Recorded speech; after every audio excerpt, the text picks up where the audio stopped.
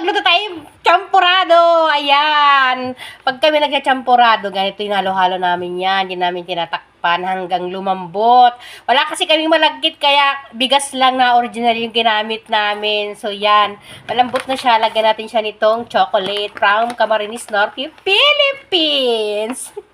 Alahaliin lang natin muna para madurog yung chocolate. So, ayan, ganyan lang. Dapat kasi may gata. Kasi pag nag-champurado kami may gata. Kaso nga, kung ano lang nandito sa bahay, yun lang yung ginamit ko.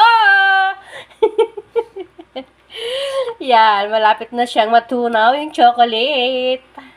So, ito nga chocolate namin ay galing kay Madam Kulin from B-Boy. Chicharon, bigay yan sa amin, iniwan niya yan. Ganyan lang ang pag-champurado. Pero mas masarap to kung may gata.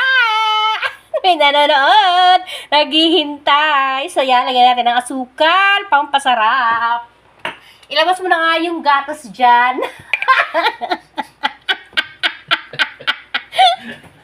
Eto na, lagyan ko na yung asukal. Para, andun sa kabilang drawer.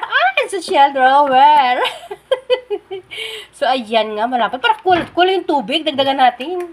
Oh, ipakita mo yung gatas. Kamukha mo yung gatas, kakulay mo. Ayan, yan yung champurado natin. Ayan, dinagdagan ko siya ng tubig kasi masyado nang malapot. Pero I suggest sa English. Nalagyan yung kaunting malagkit pag kayo ay nagsachampurado para masarap talaga. Masarap na masarap. Pero kami talaga, nilalagyan namin ng gata. Pero wala kami pambiling gata. Kaya normal lang. So, ayan. Medyo tunaw na yung chocolate. Ayan. Ilagay na natin tong gatas ng ina. Charot. Gatas. Ayan. Halo-haloin mo nga. Pakihalo nga, please. Thank you so much. Ayan. Dali na! Ayan. Haloin mo.